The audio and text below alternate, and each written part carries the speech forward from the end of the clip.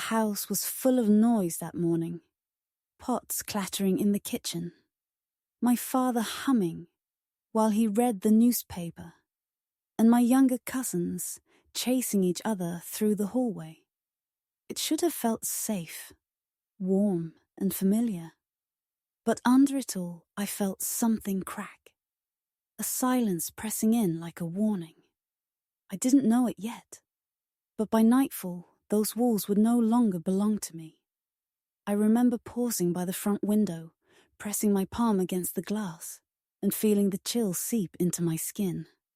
Outside, the street looked the same as it always had. Neighbors watering plants, kids dragging schooler bags. Nothing had changed. And yet inside me, everything was about to. It started when he walked in. My uncle, Malik.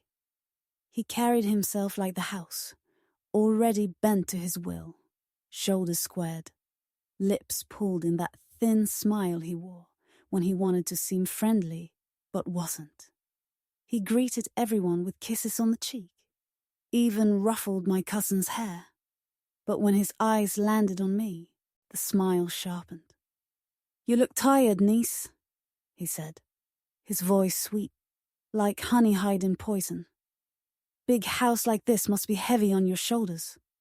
I didn't answer right away. My throat felt tight, and my hands curled into fists at my sides. My father set down the paper and laughed, though I caught the unease flicker in his eyes. "We're managing fine, Malik. The house is hers now, after all." It was her mother's wish. For a moment, Malik's jaw tightened, but then he chuckled and leaned back in his chair. "Of course. I only mean a young woman alone can't handle everything. Houses. They have a way of slipping through fingers." I knew what he was really saying. He wanted it. My home. The one thing my mother left me before she died. And he wasn't going to stop until it was his. The first proof came small but sharp. Papers missing from the study desk. A deed folder I had locked away, now half empty. When I asked my father, he frowned, confused, and promised he hadn't touched them. Later, I found Malik in the hallway, humming to himself as he slipped something into his jacket pocket. "What did you take?" I asked, my voice low but shaking. He turned slowly, his smile wide and calm, as if I were a child playing games. "Why so suspicious? Maybe you should rest more. A house can drive someone mad if they keep imagining things." The way he said it, with that mock concern, made my skin crawl. I wanted to scream, but he brushed past me, leaving the faint smell of his cologne and the certainty that he was already 2 steps ahead. That night, the silence grew heavier. The laughter was gone. The house creaked in strange ways, and every shadow felt like it was listening. I sat in my mother's old chair, clutching the arm so hard my nails dug into the wood. I swore I heard her voice telling me to be careful. Then came the confrontation. Malik didn't wait. He gathered the family in the living room, his tone warm, almost cheerful, like he was about to announce a celebration. "We need to talk about responsibility," he began. "This house is too much for one person. Bills, upkeep, safety. My niece can't carry this alone." I stood, heat rising to my cheeks. "I can handle it. This house is mine. Mother's will—" "Ah," he interrupted, holding up his hand. "The will. Funny thing, I came across a different version. One where your dear mother left the home to me, to ensure the family's safety." Gasps filled the room. My father's face went pale. "That's impossible." I saw the will myself. Malik's eyes gleamed as he slid a folded paper from his jacket. "Then perhaps you were mistaken. Paperwork can be tricky." He handed it to the elders sitting nearby, and I saw them scanning it, frowning, whispering. My chest tightened as if a rope was being pulled around it. I knew this was his trick, his lie. but in front of everyone, with an official stamp, it looked real. "You forged this?" I spat, my voice breaking.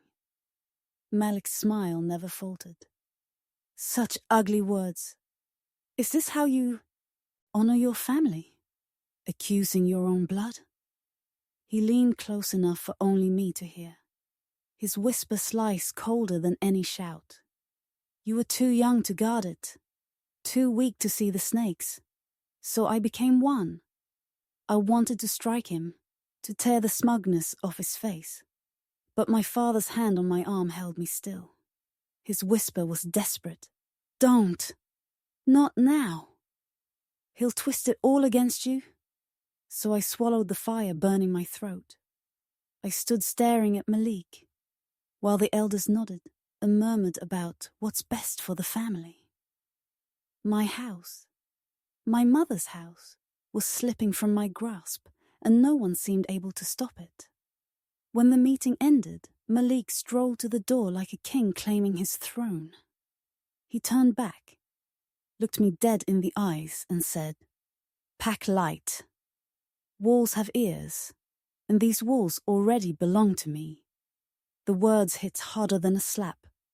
The house felt smaller around me.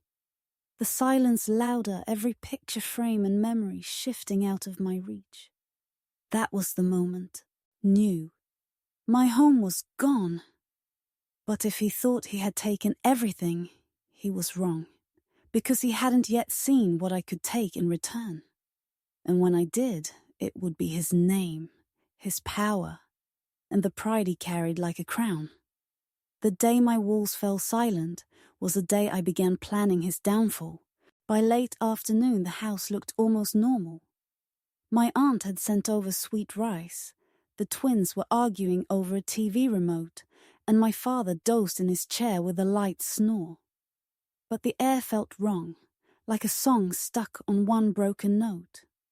Every laugh sounded a little too loud, like someone was trying to cover a whisper. I kept catching a shape on the edge of my sight, a shadow that didn't belong to anyone I knew. I checked the front door twice. The latch was warm, as if a hand had only just left it. A small smudge marked the wood at shoulder height. I rubbed it with my thumb and smelled clove. Smoke and spice I had never smelled in this house before. My heart thudded hard. I told myself it was nothing. Then I noticed the picture of my mother over the mantel was tilted. I fixed it twice. It tilted back the third time. The study door was open a crack. I always close it. I pushed it wider with my foot and stepped inside. Papers lay neat on the desk, too neat, like someone had made a careful mess and then cleaned it to look innocent. The window was unlatched. A warm breeze moved the curtain. That window sticks. I have to shove it with my hip to make it budge. I pressed my fingers to the frame. There was a thin grey line, like ash. "Who's there?" I said into the empty room, feeling stupid and angry at the same time. No one answered, but when I turned to leave, my heel clicked on something hard. A cufflink rolled into the light. Silver, clean, etched with the letter N. I closed my hand around it. It felt cold and solid, proved that the wrong smell, the open window, the tilted frame were not in my head. Someone had been here. Not family, not anyone who belonged. I went looking for my father. He was awake now, rubbing his eyes. "Did you let anyone in?" I asked, keeping my voice steady. "Only delivery," he said. "And Malik's driver. Dropped off envelopes from the lawyer." His mouth tightened like the words tasted bad. I didn't open them. I showed him the cufflink. He frowned and shook his head. "Not mine." The bell rang. I moved fast and opened the door before anyone else. A man stood there in a clean blue shirt, sleeves rolled, a leather folder in his hand. His hair was neat, but a small scar cut through one eyebrow. He held himself like he could walk through a wall if he needed to. I smelled clove on his breath when he smiled. "Good evening," he said. "I'm Naveed. Your uncle sent me to help review a few property items. Nothing to worry about. Just routine." "You left this in my study," I said, showing the cufflink without moving to the side. His eyes flicked to it, then back to my face. He didn't blink. "So I did," he said, calm, as if I had offered him a spoon. "May I? Why were you in my study?" He kept smiling, but his jaw made a small jump. "I should explain inside.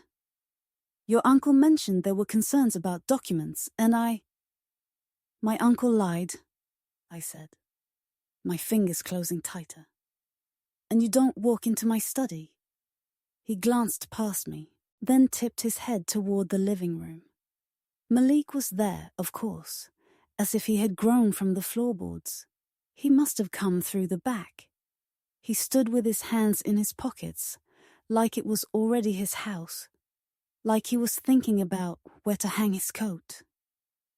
"Niece?" Malik said, with that careful kindness that always made me want to break something. "Naveed works with the firm that handles our family matters.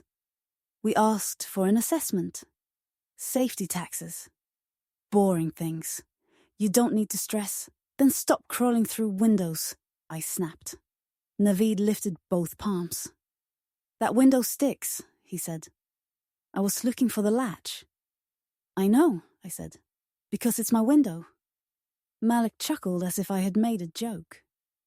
"Let the man do his job," he said, and took the cufflink from me without asking, passing it back to Naveed with a light pat on the arm. "We must be practical. Change is here, and we should manage it with grace." My father came to the hallway, one hand pressed to his side, like the air had turned heavy. "What are you assessing?" he asked. "We already gave the documents to the court." "Exactly," Malik said. "And now we must list assets, check locks, and prepare for transfer." "Transfer?" I stepped closer. "This house is not moving anywhere." "Language," Malik said, wagging a finger like I was 5. "You should be careful with words. Papers are sensitive. Judges are sensitive. Anger makes people careless." Naveed had taken a step into the house without me noticing. He glanced around like a builder, not a thief, counting doorways, windows, the weight of the ceiling. Then he met my eyes and spoke softly. "I understand this is painful. I am not here to hurt you.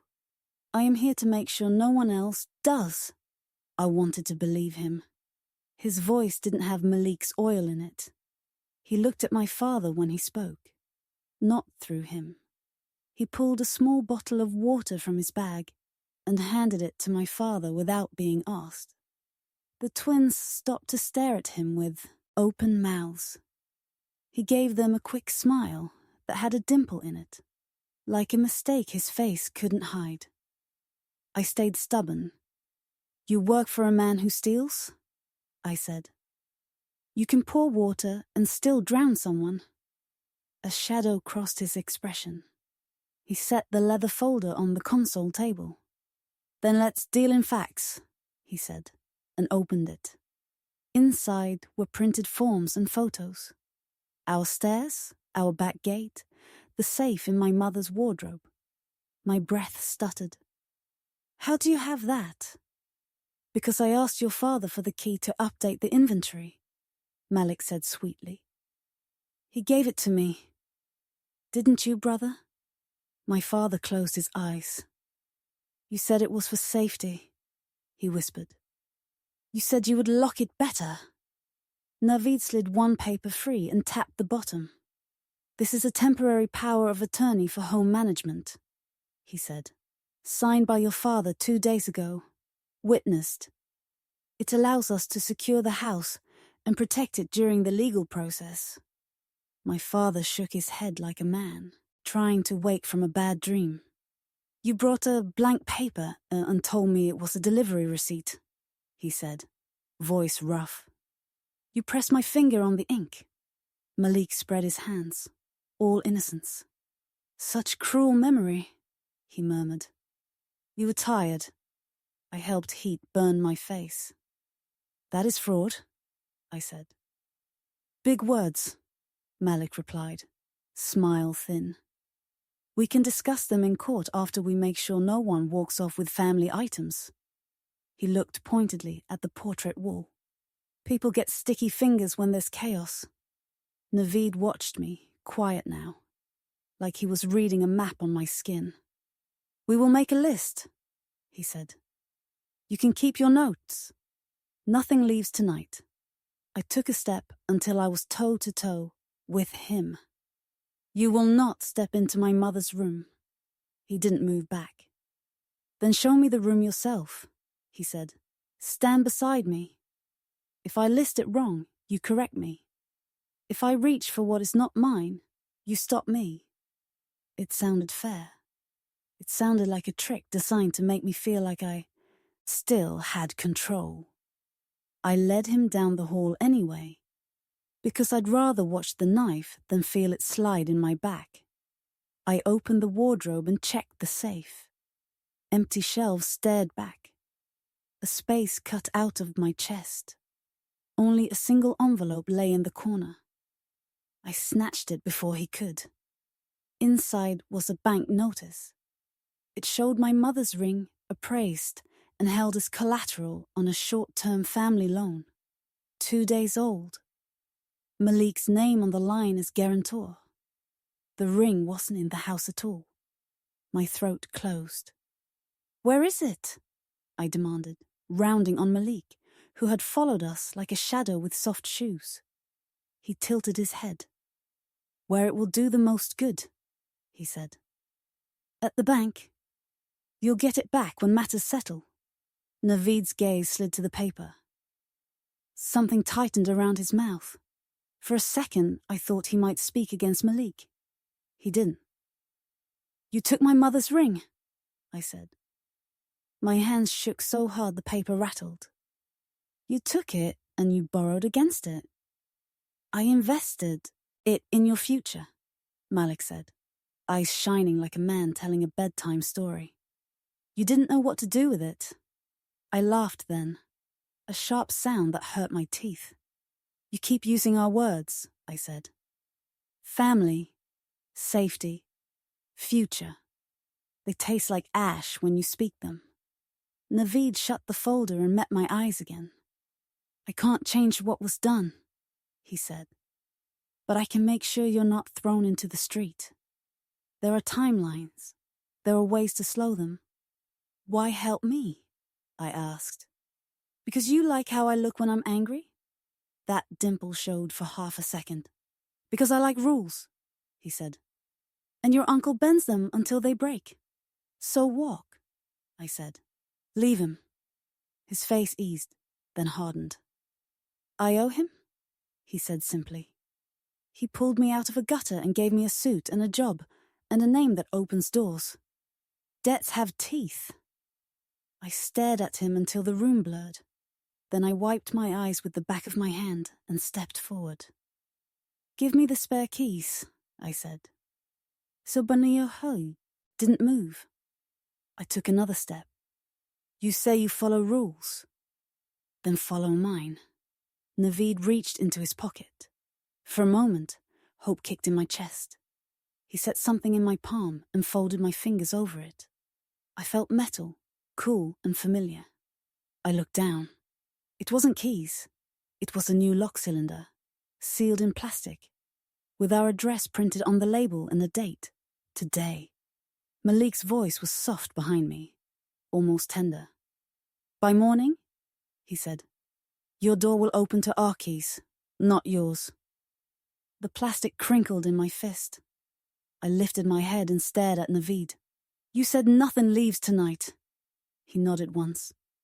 Nothing leaves, he said quietly. But something arrives. Malik smiled wider. Pack light, niece, he murmured. A stranger's shadow sleeps here now. I stepped forward until I could see my own reflection in Naveed's eyes. I spoke low, so only he could hear. "Then remember this," I said. "Shadows move when the light does, and I decide where the light goes." He held my gaze a heartbeat longer, then the dimple flickered and died. He slipped the folder under his arm and reached for the front door. When he opened it, a courier stood there holding a stamped envelope. Naveed checked the seal, then passed it to Malik with 2 careful words that hit like a hammer. "Welcome home." By morning, the house looked steady again. Sun lit the hallway. My father boiled tea and tried to hum the song he always forgot halfway through. But the walls felt thinner, like a cold wind had slipped inside them and was hiding. Even the new locks clicked too loud, as if they were proud to be here. I watched the steam rise from my cup and knew something worse was coming. The doorbell rang too early. A man in a grey vest stood there with a clipboard and a round face that looked kind from far away, but sharp up close. "Paper for Mr. Rahim," he said. My father took it with shaking fingers. He tried to fold the envelope before I could read it. I took it anyway. It was an appointment slip from the registrar's office. Property transfer discussion. Time, 4:30 p.m. Today, my mouth went dry. "You knew?" I asked my father. He didn't meet my eyes. "I thought it was a mistake," he said, setting the kettle down wrong so it clanged. "I was going to ask Malik." I laughed once hard. "Ask the thief if he's stealing?" "That's your plan." He flinched like I had hit him. The guilt on his face hurt me more than my own anger. I lowered my voice. "Baba, tell me the truth. What else did you sign?" He pressed his hand to his chest. "I didn't understand that paper, the one 2 days ago." He said it was only to keep the house safe. I swear I didn't know his eyes were wet and small. "I wanted to protect you." I put the slip in my pocket and went to the study. The desk smelled like clove again. Naveed's smell. The memory of his quiet eyes annoyed me, because I wanted to hate him cleanly. I opened the drawer where my mother's papers had lived for years. Empty files. A strip of tape hanging like a torn wing. I stood there with my hands on the edges of the drawer and forced myself to breathe. I went to the bank before noon. The clerk at the counter looked at the screen and then at me with a careful face. "The ring is collateral for a 30-day bridge," she said. "It is safe. The guarantor is dash, dash." She stopped herself. "Say his name," I said. "Malik." She slid a printed copy under the glass. "You can take this." I folded the paper and felt it cut my palm. When I turned to leave, Naveed was at the door already, like he had guessed I would come. He didn't block me. He just stepped aside and said, "They will press the signing today." "I know," I said, pushing past him. "You can object at the registrar," he said to my shoulder. "It will not stop the signing, but it goes on record." "It matters later," I stopped and faced him. "Later is a graveyard if you let today bury you." Something softened and then shut in his face. "I am telling you where the knife will land," he said. "I'm not asking you to thank me." "You could refuse to hold it," I said. He smiled without joy. "You think I haven't tried?" He glanced at the ceiling, then back to me. "Be there at 4:30. I wanted to throw the printed paper at him. I kept it and walked away. At 4 we reached the registrar's office. It smelled like old files and sweat and something sour from the drain. People sat on metal chairs, clutching folders like life jackets. A fan turned slowly without helping anyone. Malik arrived in a crisp suit that looked expensive but quiet, the way rich men dress when they want to pretend they are humble. He greeted the clerk by name. He had brought 2 elders from the neighborhood, and a woman in a navy saree with a notary stamp in her bag. "Niece," he said like he was glad to see me. "It's good you came. This way, there is no misunderstanding." "I understand plenty," I said. I stood between him and my father. I didn't care if it looked childish. The clerk called our name. We entered a small room with a wooden desk and a tired calendar. The registrar was a thin man with careful hair. He adjusted his glasses and looked at us in the order Malik preferred. I saw it in the registrar's eyes, the habit of listening to whoever sounded like power. Malik placed a folder on the desk. "We're executing a caretaker transfer," he said, smooth as warm oil. "Management rights only, to handle repairs and legal safety while disputes settle. Everyone remains family." He smiled at me kindly, like a teacher to an angry student. "Temporary. Don't worry." "Words," I said. "Show me the document." The registrar slid it across. It wasn't temporary. It was a gift deed. The title would move to a family trust controlled by Malik for the benefit of all. My name was not anywhere that had weight. It sat on a list framed as advisory.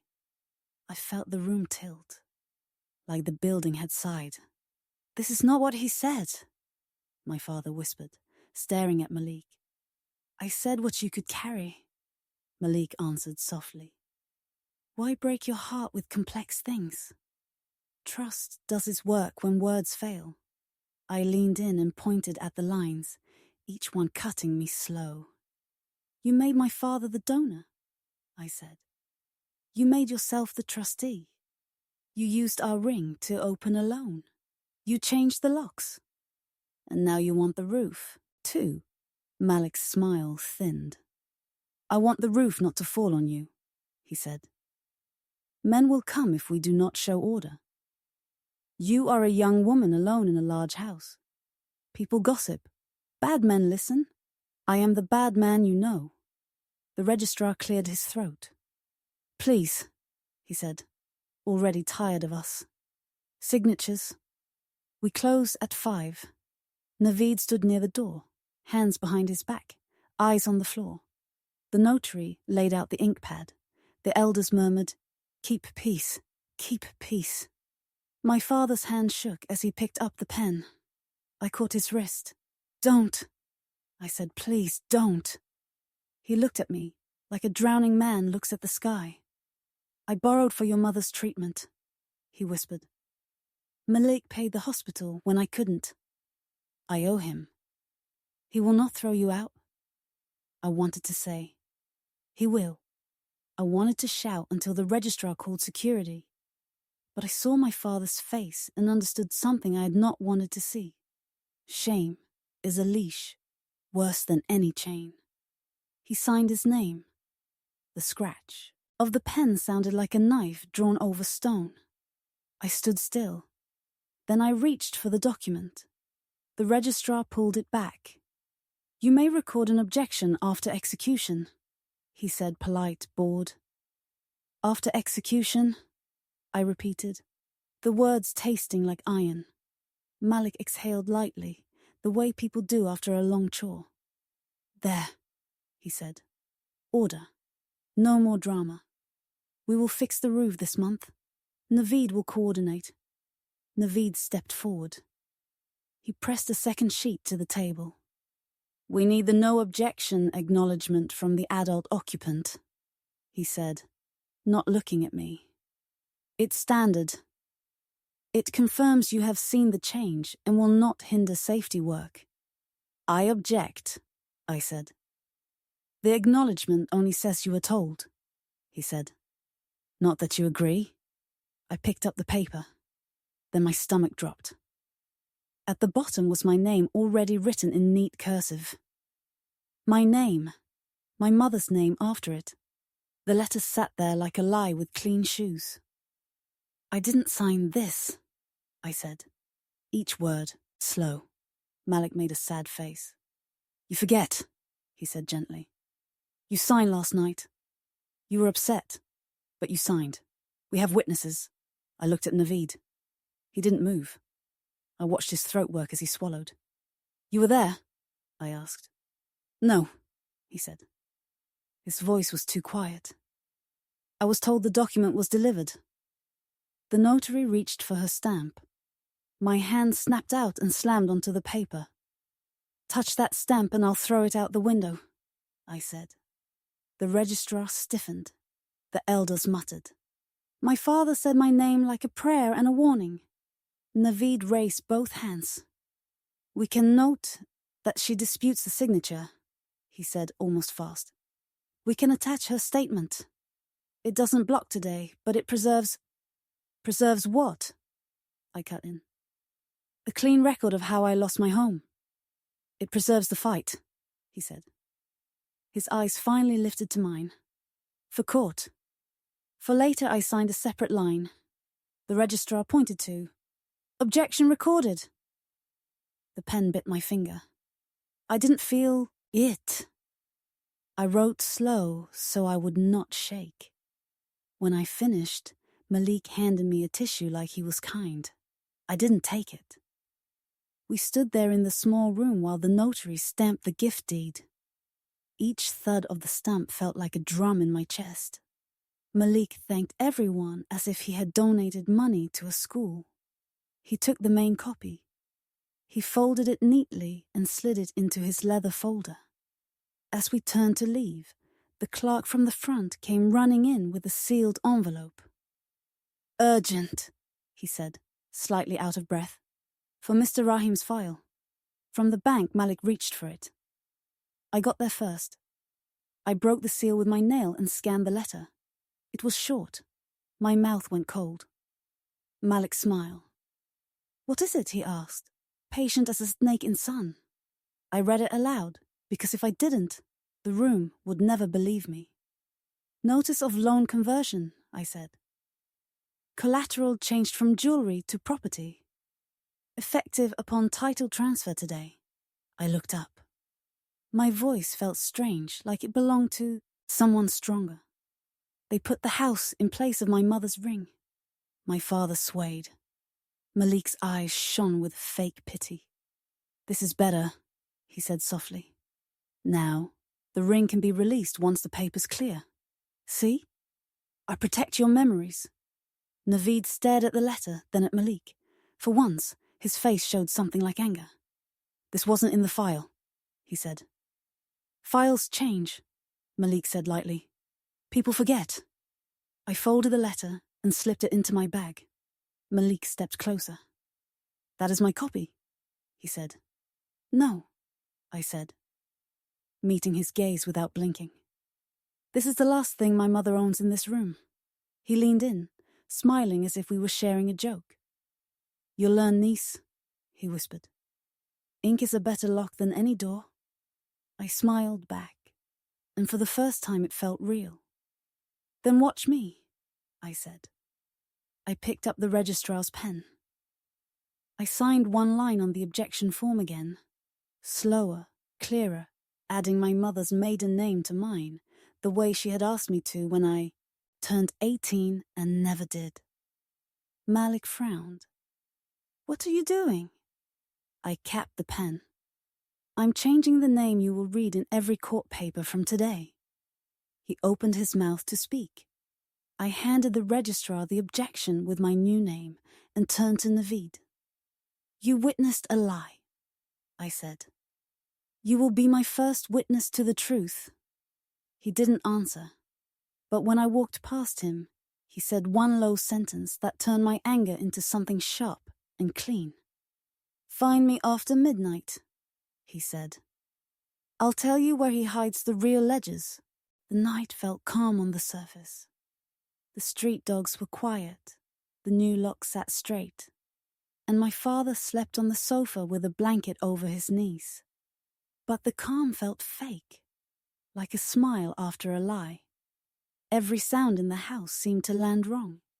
Even the clock's tick made me tense, like it was counting down to something I didn't want to meet. At 11:58, my phone buzzed. A message from an unknown number. South Gate, 12:05. I slipped on my shoes and tucked the registrar's copy of my objection into my pocket like a shield. I wrote a short note for my father. "I'm stepping out, lock behind me," and put it by his hand. I grabbed the small voice recorder my mother used for grocery lists and slid it into my jacket. It was not much, but it was something. The air outside was heavy and warm. The street lights flickered. Naveed waited by the south gate with his hands in his pockets and his shoulders tight. The clove smell was back, softer this time. A bruise shaded the side of his jaw. He noticed me looking and turned his face slightly away. "You're late," I said. "2 minutes," he answered. "Those 2 minutes can save a life." "Whose?" I asked. "Yours," he said, and started walking. We moved through back lanes and past a shuttered tea stall. He kept to the edges where the light was thin. I counted his steps against mine, ready to run if his feet changed direction. "Why help me?" I asked, without hiding my suspicion. "You work for him. You carry his folder. You open his doors." He didn't look at me. "I owe him," he said, "but I don't owe him my soul." "That sounds pretty," I said. "It means nothing if you keep handing me knives by the handle." "It means this," he said, and stopped at a metal gate on a quiet side street. He swiped a card and led me down to a basement garage that smelled like dust and oil. The hum of the building's fans filled the space. It felt like a place that could swallow a shout whole. "Storage units," he said. "He keeps the old ledgers here. When he moves money, he moves paper first." "You said here," I said. "How many times have you come alone?" He looked at me then, steady and flat. Enough to know the cameras don't cover the back corner. We walked to a small metal door. He opened it without turning on the light. Inside, the walls were lined with shelves. Brown files, labeled boxes. A table with a lamp that didn't work until he smacked it with his palm. The yellow light flickered and held. The room drank our voices. "Soundproof?" I asked. "Not on the brochure," he said. "But close." I felt my throat tighten. I set my recorder on the table and clicked it on. The tiny red light eased something in me. He opened a box and slid one ledger onto the table. It was heavy, worn at the edges. He moved fast, like he wanted to be done before his courage ran out. "Look," he said. I looked. Names. Dates. Payments marked under repairs and security. Next to some entries, small initials I recognized from our neighborhood. A clerk. A notary. A guard. The same day the false gift deed was prepared, a payout had been made to someone at the registrar's office. Another entry showed money transferred to a bank officer on the day the collateral changed from ring to property. My stomach turned. "This is proof," I said. My hands shook. "You kept this here?" "I kept nothing," he said. "He keeps it. I only know where he hides the key." He took out another file. Photocopies of letters on bank letterhead. A list of assets under trust oversight.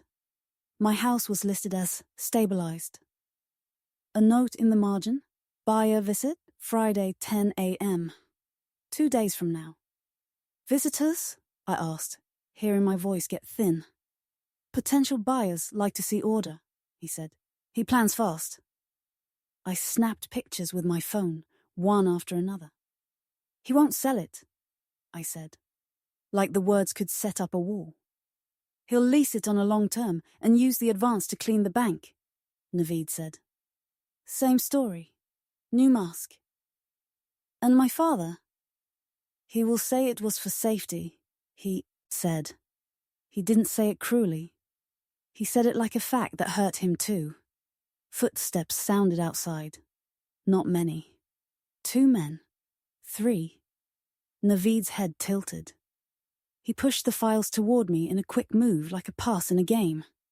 "Hide your phone," he whispered. "And act like you begged me to bring you. Don't argue. Don't try to win the room. Live to use what you have. Who's there?" I asked. "Both kinds of men," he said. "The ones who sign and the ones who make others sign." The door swung open. Malik stepped in first, clean suit, calm smile, eyes bright.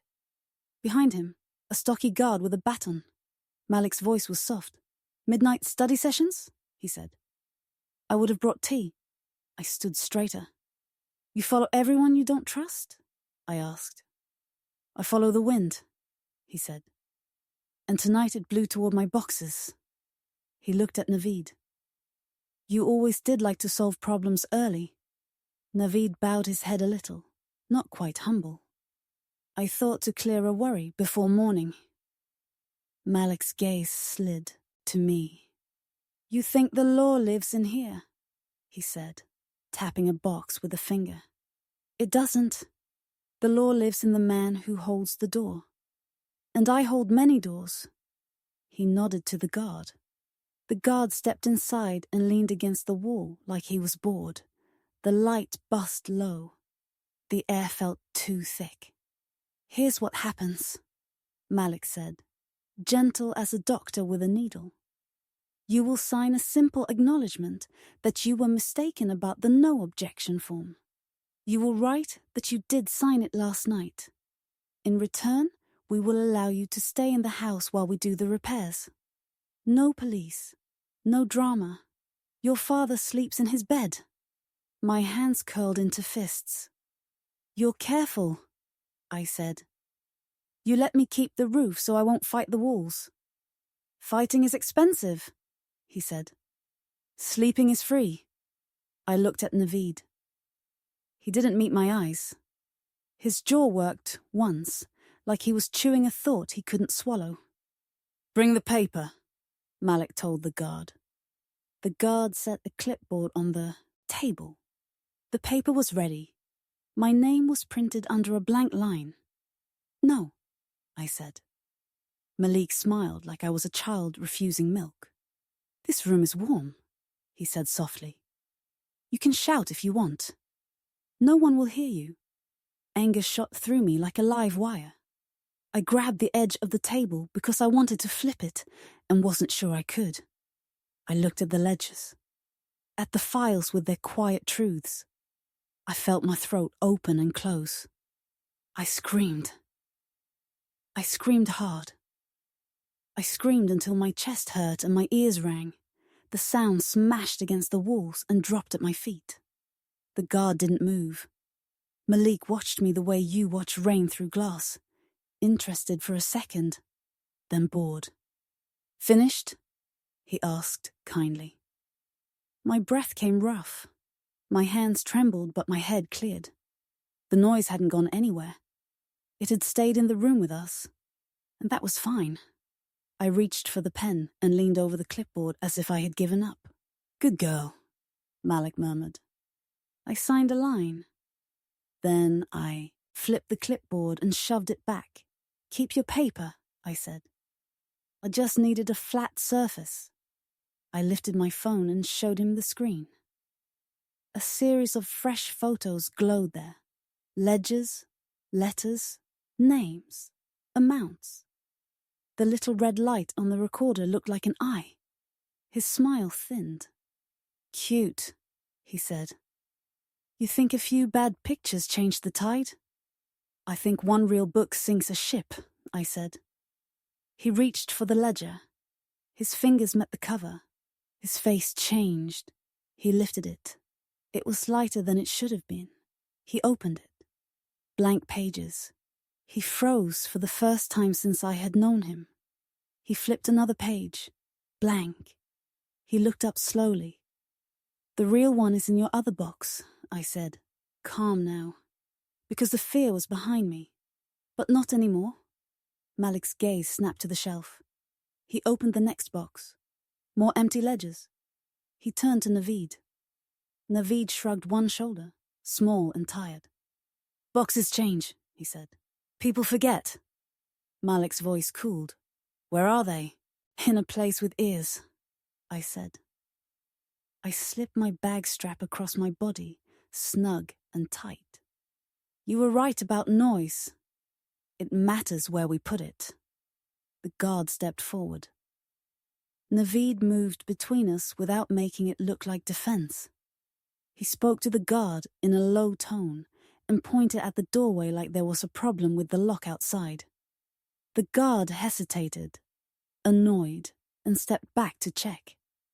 Malik took one step closer to me. His voice lost the sugar. You think you're clever, he said. You think a few photos and a book change anything? Judges eat from my hand. Clerks stand when I enter.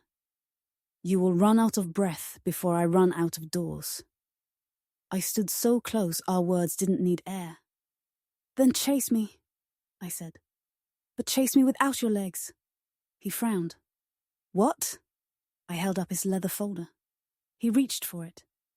I passed it to him easy. He opened it, fast, like a man checking his pulse. Empty. He looked at me, then at Naveed, then back at me. He understood. You were watching the... Scream, I said. Not my hands. The guard called from the hall, annoyed. Sir? This lock. Fix it, Malik snapped, eyes still on me. I took a small step back, enough to feel the cool metal of the doorframe against my spine. My heart pounded, but my voice stayed even. Tomorrow, I said, you'll go to a meeting with important people. You'll smile and talk about safety. You'll open your folder, and you'll show them nothing. He held my stare, and for a breath I saw the man under the calm. The tired boy who learned this game from someone worse. The hungry adult who never felt full. Then the mask slid back into place. You can't run forever, he said softly. I don't need forever, I said. I just need until Friday. He tilted his head. Why Friday? Because that's when your buyer comes, I said. And I'm going to meet them first. I stepped past Naveed toward the door. Malik didn't move. He watched, and his smile returned small and sharp. You screamed, he said. No one heard.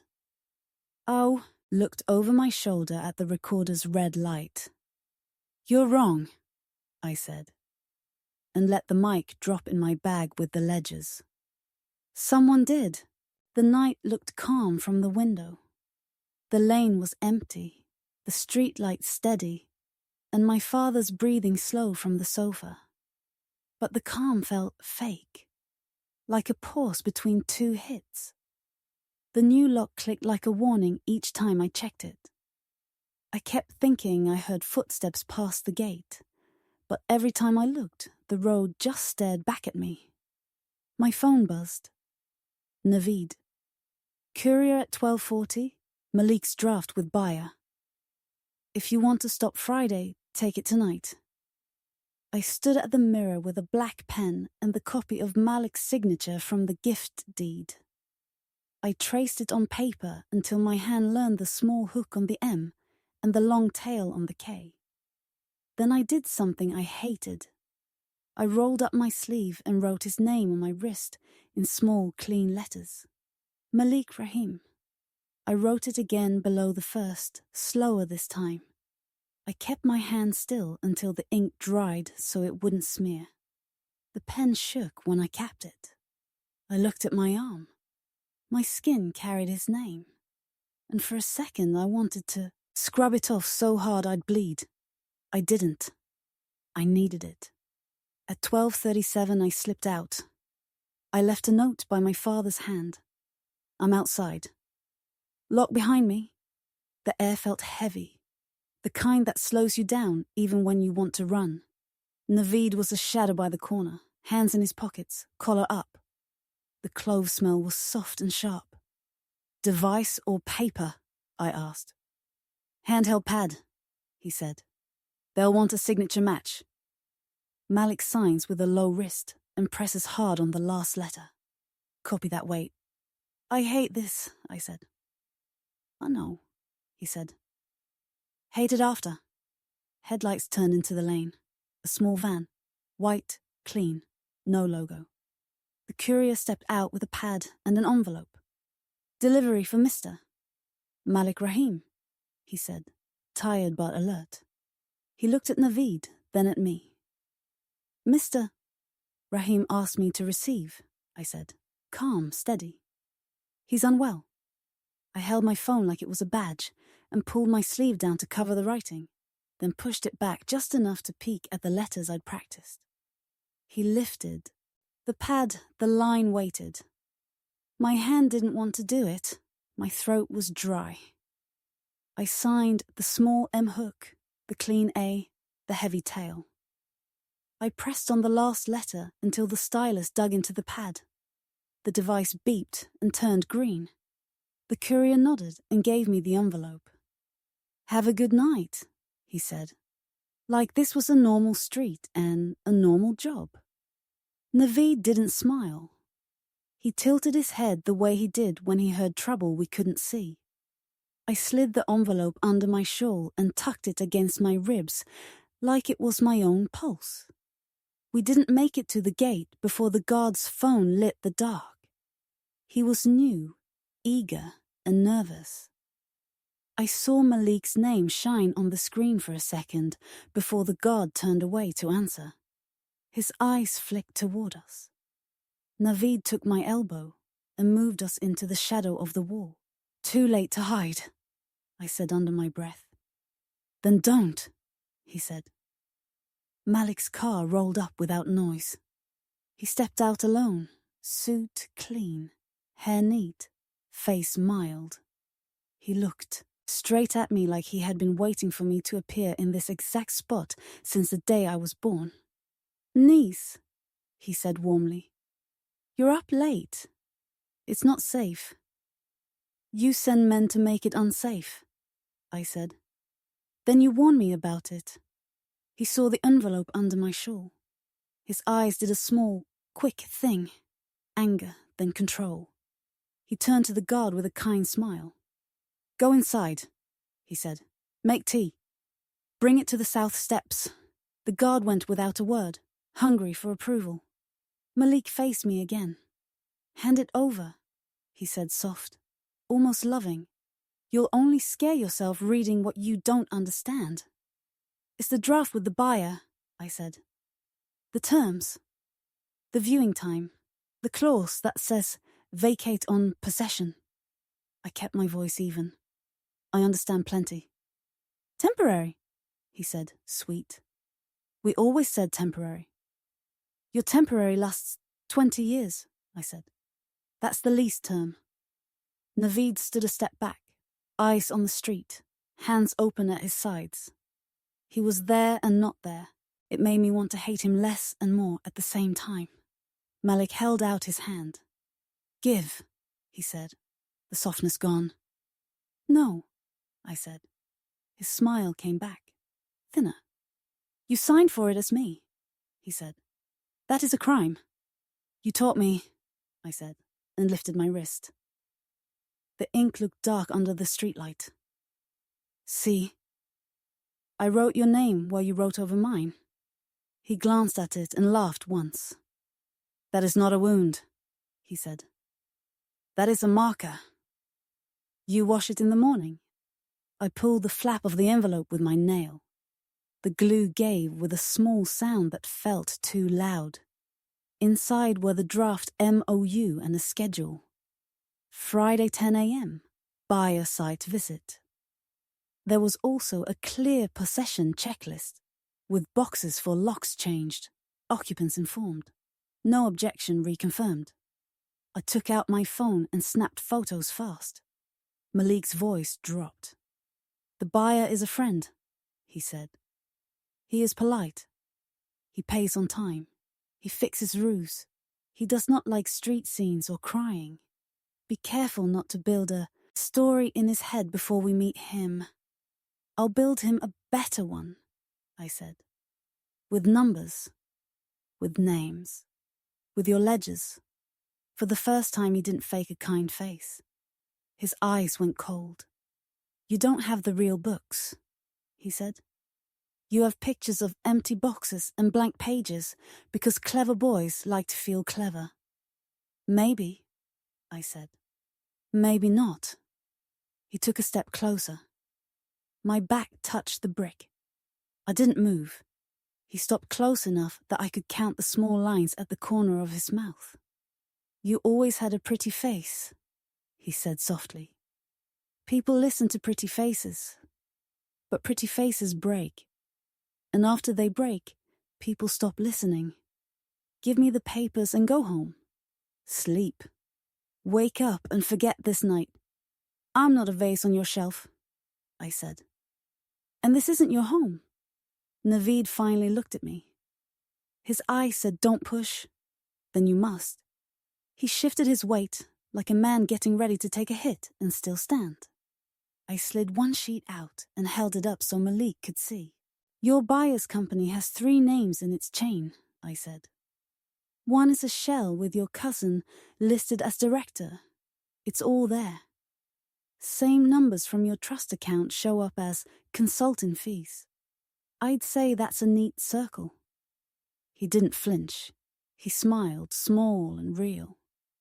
I am the bad man, you know, he said, calm, heavy. The one who keeps wolves from the door. You will miss me when the other kind come. You put the wolves here and then sell us the fence, I said. He reached out for the paper. I didn't step back. I pressed the sheet flat against my chest and felt my heart beat through it.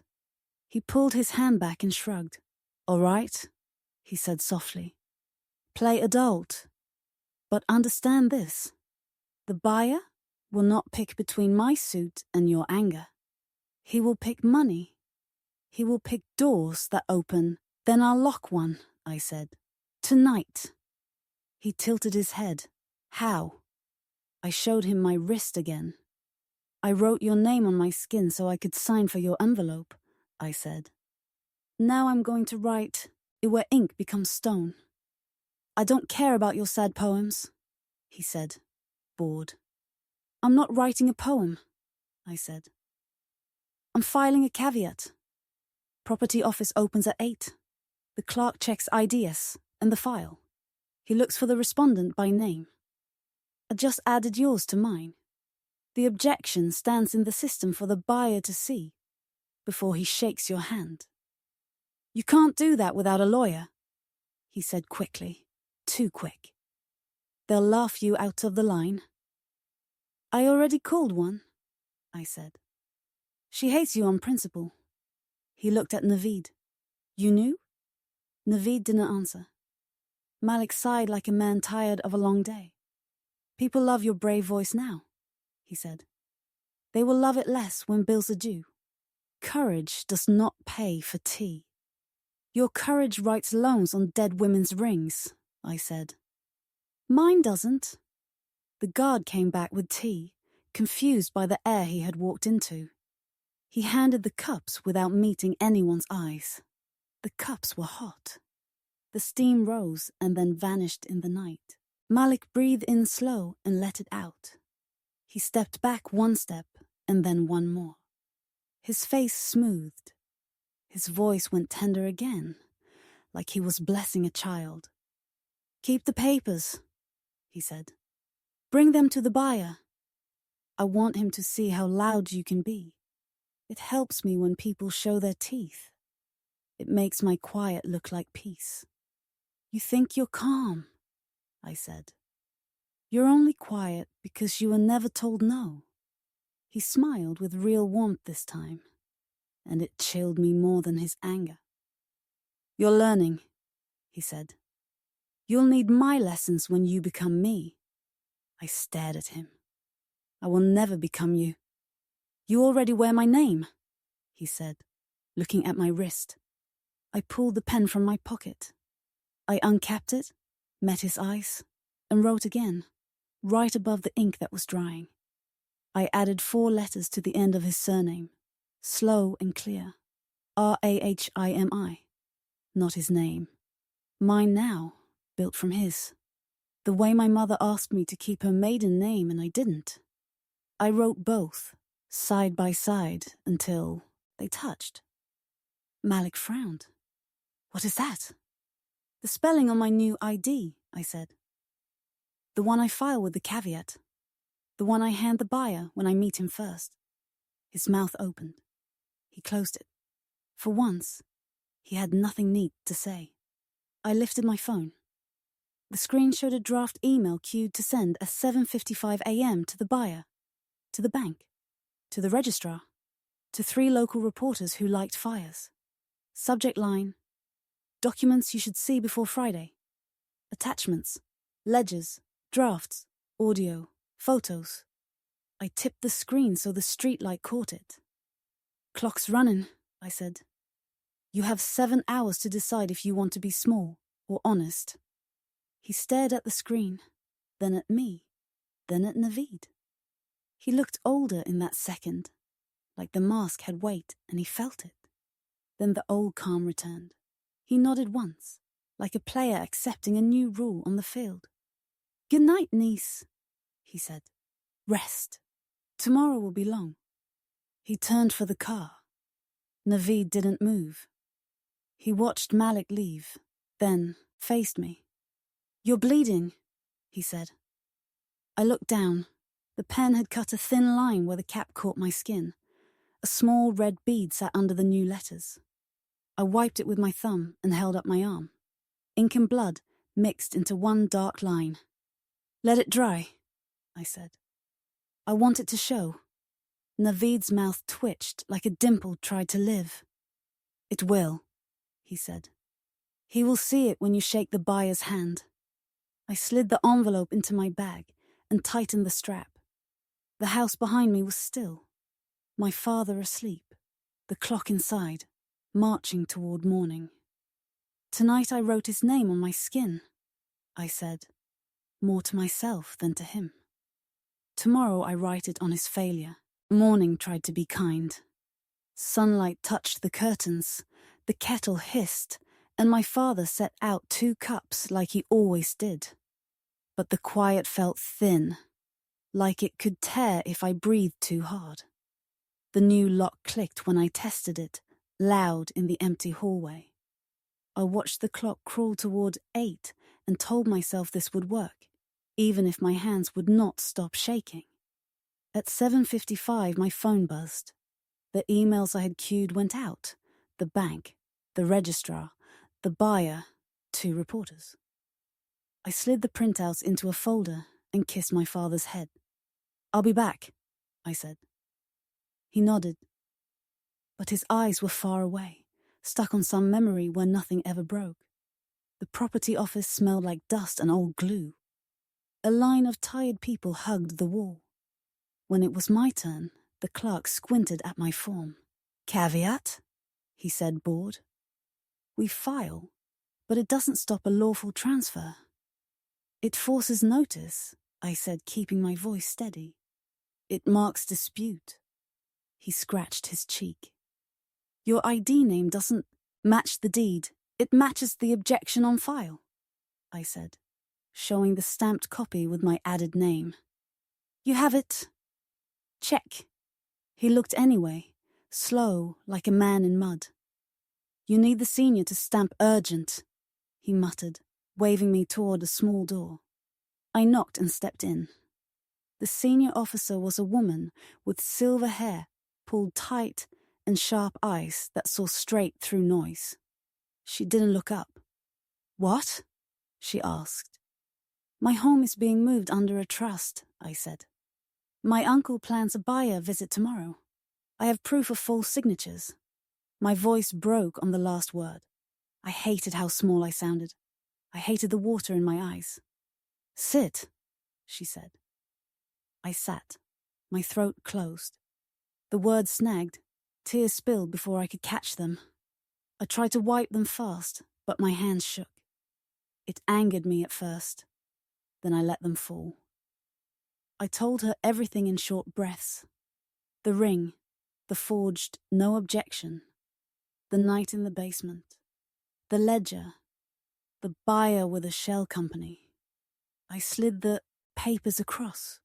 One tear landed on the bank letter and left a round mark. I thought she would scold me. She didn't. She read without speaking. She tapped her pen on the margin when she hit the line about collateral changed to property. Her mouth thinned. "Name?" she asked. I told her. She stood, walked past me, and opened the door. "Stamp her caveat urgent," she told the clerk. "Photocopy the objection and attach it. Scan to the registrar and the buyer's counsel now. Note that any possession move without response will be treated as bad faith." The clerk blinked. "Madame, do we—" "Do it," she said. Then she looked at me, and her face softened by a small degree. "You have to act ugly to survive men who act polite," she said. "Cry here. Shout when needed. But keep your paper clean." She slid a tissue box toward me. I laughed once, wet and grateful, and wiped my face. By 9:15, I had the stamped caveat. I stepped outside and leaned against the hot wall and let out a breath I felt in my bones. My phone rang. Naveed. "Bank manager at 11, he said. "He saw your email. He wants to talk quietly." "I'll be there," I said. "And Malik knows you filed," he added. "He told the buyer, your tears make you confused." "Good," I said. "Let him think that." The bank smelled like cold air and old money. The manager was neat and smooth, with eyes that never rested long on anything. He closed his office door and lowered his voice. "Your email put us in a bad light," he said. "Collateral changes require clear consent." "You changed it the minute the title moved," I said. "Without telling us." "The letter says so." "That letter should not have gone out yet," he said. Then he glanced at my folder and sighed. "Which is not your problem." He tapped his keyboard. "There is an internal review and hold code we can add. It flags the property and pauses execution for 72 hours. He looked up. "I cannot promise more." "Add it," I said. He stared at me, as if deciding which box I belonged in. My hands were folded on my lap. A tear slipped out and fell on my wrist, where Malik's name had been written last night and half scrubbed off this morning. I didn't hide it. "Miss," he said in a softer tone, "we prefer calm clients." "I prefer honest banks," I said. He exhaled and pressed a key. "Hold placed," he said. "And you should know the buyer's finance file is thin. They rely on your uncle's trust to secure things. If doubt spreads, they step back. Let it spread," I said. "Help it spread." "I didn't say that," he said quickly. Then his mouth bent. "But I also didn't not say it. At noon, outside the bank, I saw Malik across the street. He wasn't alone. 2 neighbors stood with him, men who liked being close to power. Malik lifted a hand in a friendly wave, then crossed over with a slow smile. "You looked strong on email," he said. "You always did love an audience." "I prefer witnesses," I said. He nodded at my damp face. "You will make the buyer uncomfortable," he said, like he was advising me about a dress code. "Men in suits don't like tears at a table." "I won't bring tears to the table," I said. "I'll bring numbers." "Numbers are gentle animals," he said. "They go where the hand points." He was close enough for me to smell his cologne. He lowered his voice. "If you stop now, you keep the front room. You keep the photo wall. I won't ask you to greet the buyer. You will be the quiet part of the house I let my eyes fill again." I let my mouth tremble. "And my father?" I asked. "He will keep his chair," he said kindly. "He can still hum his song." "And the deed?" The deed will rest where it can do the most good, he said. In my hand. My breath hitched like a child's. I looked away and bit my lip until it hurt. I knew he read my face and saw a girl who had lost. I let him see that. Then I stepped close enough that our words were private. I screamed last night, I said. No one heard me. He smiled. I told you that. I nodded. So I learned, I said, and my voice flattened. Not all sound travels through air.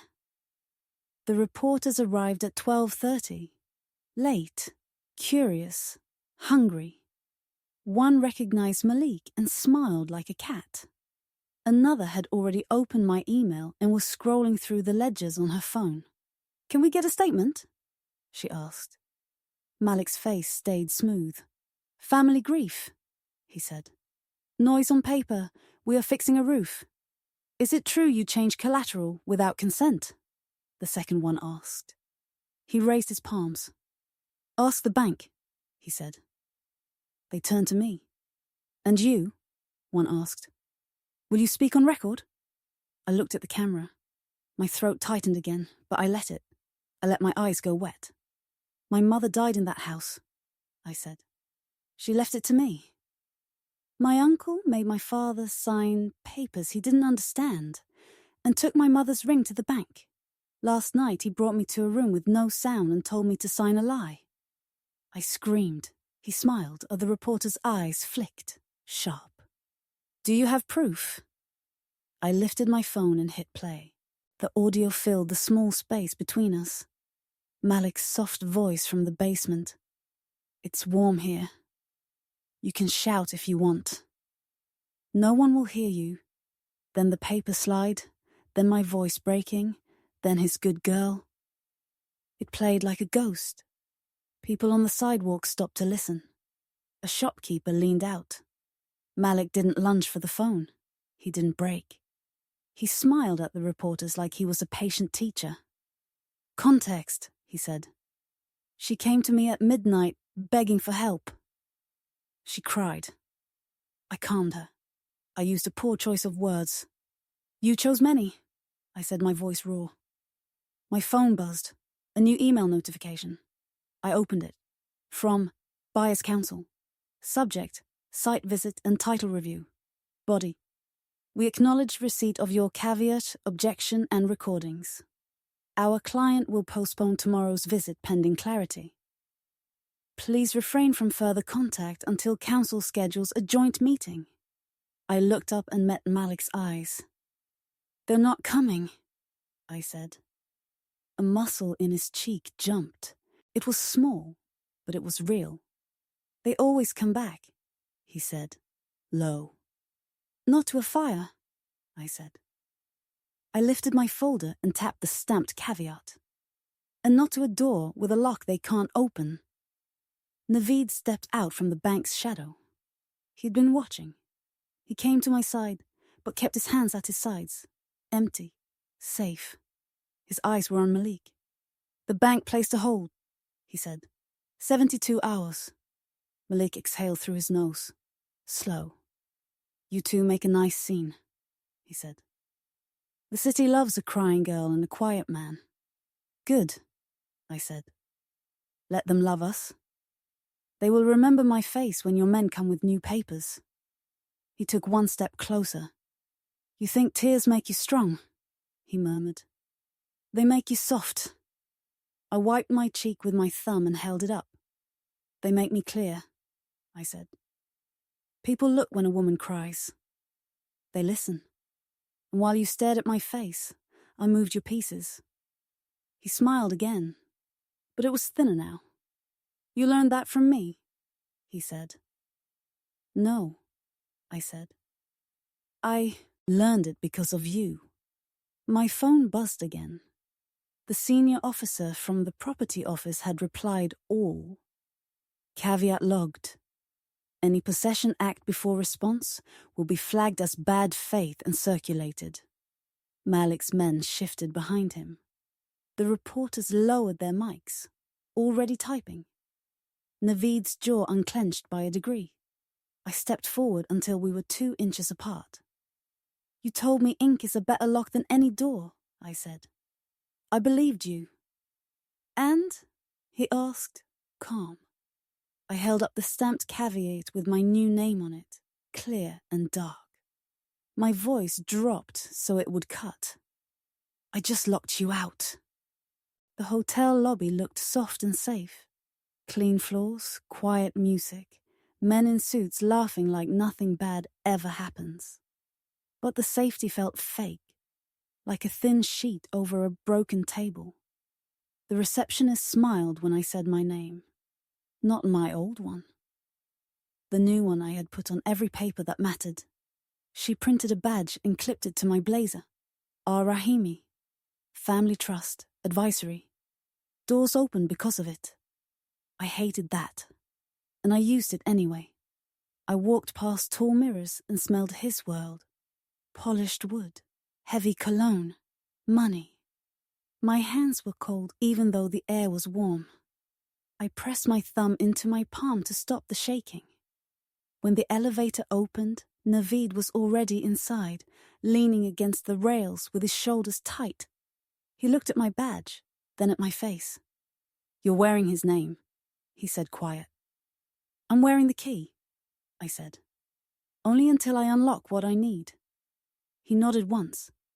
He stacked the room, he warned. 2 elders, a lawyer, buyer's counsel on call. He wants you to look young. I can cry on cue, I said. But I brought numbers. The doors opened to a hall with glass walls. A server set out tea. Malik stood near the window, telling a story to a half circle of men who laughed on time. He wore calm like a coat. When he saw me, the smile deepened, as if he had invited me to my own rescue. Niece, he said, spreading his arms. You look ready for business. Sit by me. We will show people how a family solves a storm. I'm not your umbrella, I said. I took a chair at the far end of the table where the recorder light could see me. I placed my stamped caveat and the bank hold memo where every eye could find them. The meeting began. Malik spoke first, of course. Short version, he said lightly. We had noise. We brought order. Roof repair, safety checks, buyer interest in a long lease that will fund the family. He nodded kindly toward me. Our young one is spirited. We will give her time and peace. Stop calling me young, I said, because each soft word was a hand on my head. Call me by my name on the file. A thin man in a navy tie cleared his throat. Buyer's counsel. We have postponed any visit, he said. We have received new materials. Malik gave him a slow blink. New material is often old anger, he said. We should not run our lives by headlines. I slid a sheet across the table. Not headlines, I said. Ledgers. See the initials next to the bank officer's name. See the date the collateral changed. The same day as the gift deed stamp 1. Elder frowned. This looks ugly, he said, tapping the page. Malik smiled as if he were explaining the weather. Ugly to eyes that don't read accounts, he said. Those are routine service fees. Our niece is learning. We are patient. I turned to the trust lawyer. Tell me about Clause 12, I said. Removal of a trustee for conduct that harms the trust's good name. The lawyer folded his hands. That clause requires the donor's signature and 2 adult family witnesses, he said, carefully. It's rarely used. I set down a new paper. My father's signature trembled across it, but it was there, next to 2 elders from my mother's side. Rare doesn't mean dead, I said. He signed at dawn. He signed because you pressed his finger on a blank before. Today he pressed it on the right line. Malik's smile did not move, but a vein woke in his neck. Drama? He said softly. You wave paper like flags. You forget who keeps the roof on. I remember who took my mother's ring, I said. My voice shook, then steadied. I remember who told me to scream when no one hears. Naveed stood by the wall, hands behind his back, eyes on the floor. He spoke without looking up. The bank placed a hold for 72 hours, he added, simple as water. We can use that time to protect the trust's name. Malik finally faced him. We? He asked. Sweet. I work for the rules, Naveed said. You taught me that. Malik's laugh was soft. I taught you doors. I pulled a slim folder from my bag. This is the part you did not teach, I said. Minutes from last month. See the line? Secretary for Compliance, N. Acting. I let the room see it. Your own paper placed him on the approved list to serve if the trustee is suspended. Malik's head tilted. You read old minutes like poems, he said, amused. They will not save you. I leaned forward. My pulse thudded in my throat. I walked into your world today, I said. I brought your tools. Now I'm using them where they hurt buyers counsel shifted, uneasy. We are not here to judge family, he said. We're here to see if risk exists. I slid my phone across. One tap. The audio from the basement filled the quiet room. Malik's careful voice. It's warm here. You can shout if you want. No one will hear you. Then his good girl. Then the scrape of paper. Nobody laughed. Malik said nothing for a long breath. Then he did the one thing he always knew how to do. He smiled like a father. I calmed her, he said. She came at midnight in tears. I used poor words. That is all, poor words with rich results, I said. A gift deed, a shifted loan, a buyer. He held my gaze. You learn to speak like me, he murmured. Careful. It costs. Then send me the bill, I said. The senior elder cleared his throat. Clause 12, he said slowly. The donor has signed. We must hold to our own language. Malik turned to him with the soft patience he used on weak walls. Uncle, he said, you know I pulled this family through storms. Look at the roof I fixed, the hospital bills I paid. Do not cut the hand that fed us. The elder's eyes shone. I will not cut it, he said. I will ask it to rest. Silence sat down at the table. Malik breathed in, long and slow. So, he said, you suspend me. Then who wears the weight? You? He pointed at the elder. Her? He flicked his fingers at me. A girl whose hands still shake. My hands shake and still write, I said. They wrote my name into the file you tried to erase. The lawyer looked at me, then at Naveed. The interim must be on the approved list, he said. They must accept in writing. They must agree to a clean audit. I felt the room tip toward the moment I had brought it to. My mouth was dry. I looked at Naveed. He didn't move. He stared at a point on the table like he was measuring it. The small scar over his eyebrow caught the light. Don't do it, Malik said to him, gentle as a hand on a throat. You owe me. I pulled you from a gutter, gave you a suit, taught you doors. Don't spit where you ate. Naveed's jaw worked once. Then he lifted his eyes to me, not to Malik. I don't spit on food, he said. I spit out poison. Malik's smile thinned. You'll fall without me. I might, Naveed said. But I will fall on my own legs. I reached into my bag and took out a single sheet. It had been ready since morning. My fingers were steady now.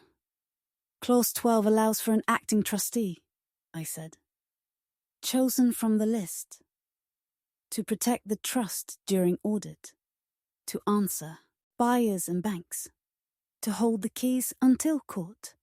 The lawyer nodded. Who do you nominate? He asked. I stood. My badge felt heavy on my chest. My mother's face in the photo on my phone watched me from the black glass.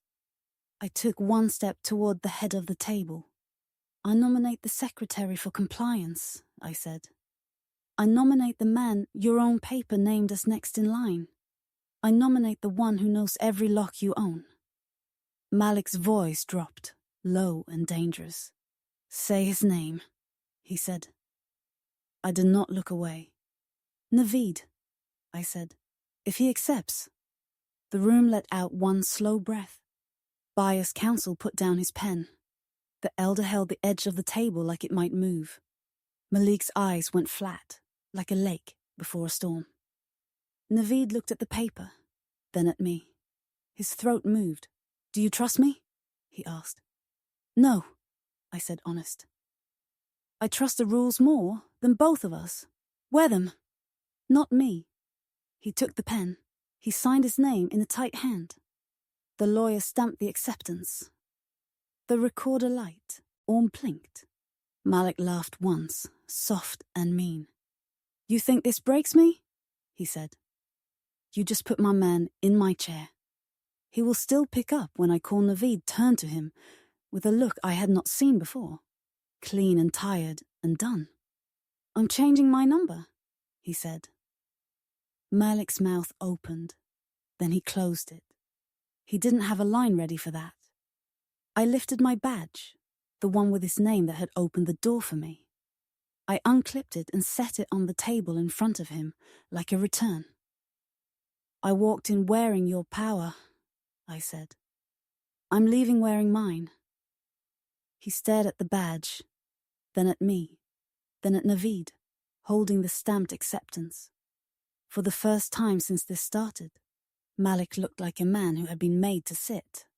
"Meeting adjourned," I said, my voice low and sure. No one argued. By late afternoon, the house felt almost calm. My father brewed tea. The twins played a board game on the rug, and a neighbor dropped off fried snacks with a smile that tried too hard. But the quiet felt wrong, like a pause in a song right before the drum hits. I kept checking the gate through the curtain. The lane looked empty, yet the air carried the weight of footsteps I could not hear. I washed my face and tied my hair back. My hands would not stop shaking, so I pressed my palms flat on the table till they stilled. Naveed texted, "Inventory at 5, present the seal." Do not argue. Just read.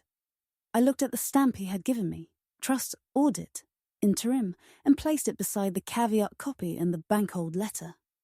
My chest ached, but my steps were steady. At 5 sharp, Naveed walked in with 2 junior clerks and a locksmith. He looked tired, focused. He nodded to my father, then to me. "We'll start with the front room," he said.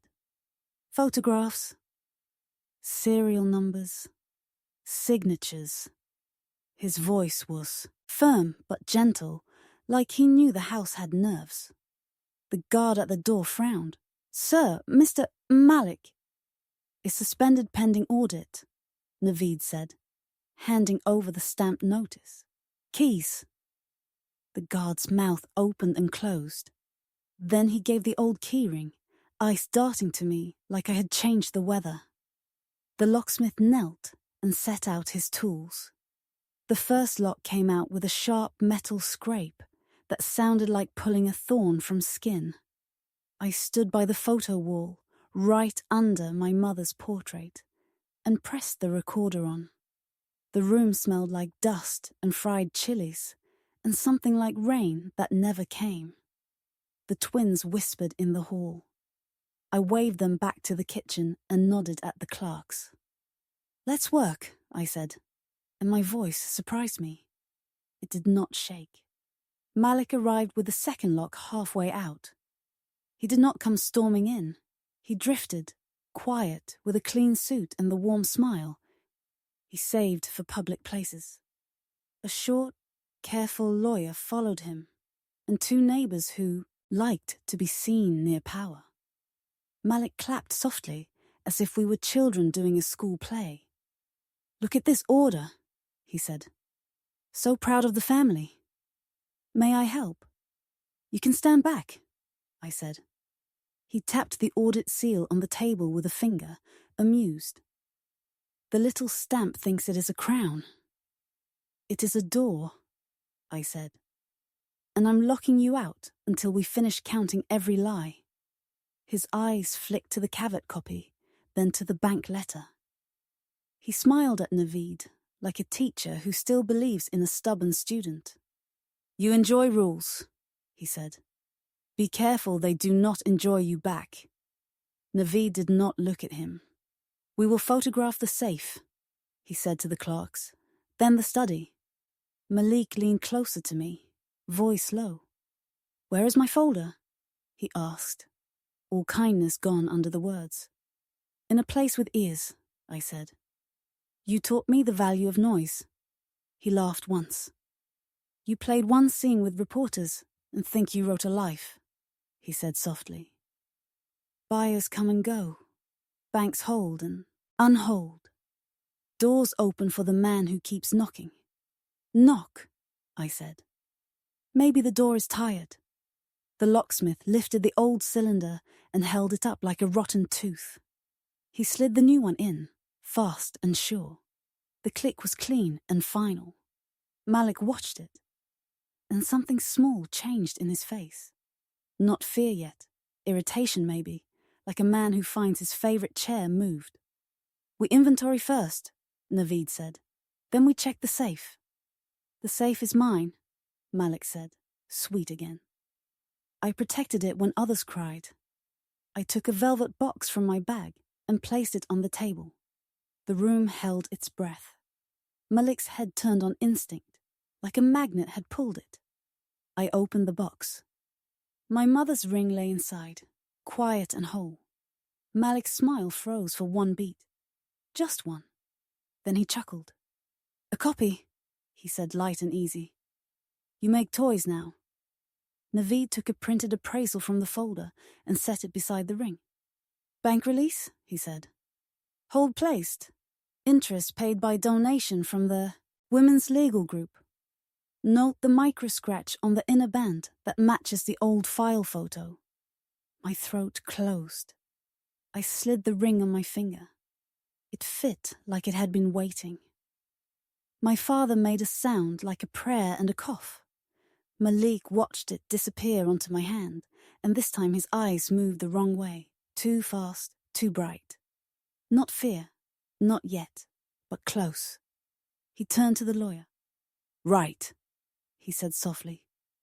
We will list this as trust property, held by the niece. Already listed as personal, Naveed said, tapping the ledger copy. The bank confirms prior ownership. You used it as collateral without consent. You cannot list what you borrowed against. Malik smiled with pity. You think a file beats a favor, he said. You think a stamp beats a friend? A clerk called out from the study. Sir, she said, the back panel is loose. I walked in. The panel lifted to reveal a thin black ledger. My heart beat so hard it made my vision blur. Naveed took it with careful hands. He looked at me once, like he was checking we were both on the ground, then opened it. Not blank. Not this time. Names. Dates. Amounts. A line with service fee, registrar. A line with consult, buy a cousin. A line with security gift, guard. A line with cash, MR. Malik stepped forward, smile steady. Routine, he said. Ugly to eyes that don't read. I pressed my palm flat on the page. Read it to me, I said. Read what you paid to make my father sign a lie. He did not read. He reached for the book.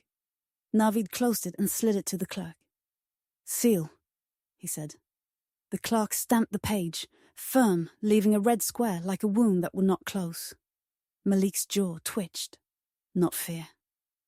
Anger under control. The lawyer cleared his throat. We object to this audit, he said, voice thin. Improper. Objection noted, Naveed said. Audit continues. Malik exhaled through his nose, slow. He turned to the neighbors, soft again. "Family storms," he said kindly. "We must not raise our voices. Tea?" He walked to the kitchen like it was his.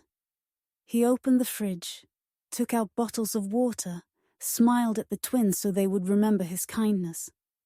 He came back and placed a bottle in front of me. "Drink," he said. "You look tired." I pushed it back. "You look steady," I said. "Men who are steady don't keep quiet rooms with no sound." He held my eyes. His calm was a blanket wrapped tight. "You're brave," he said, almost tender. "Brave people break in private. Do not break in front of your father." My stomach tightened.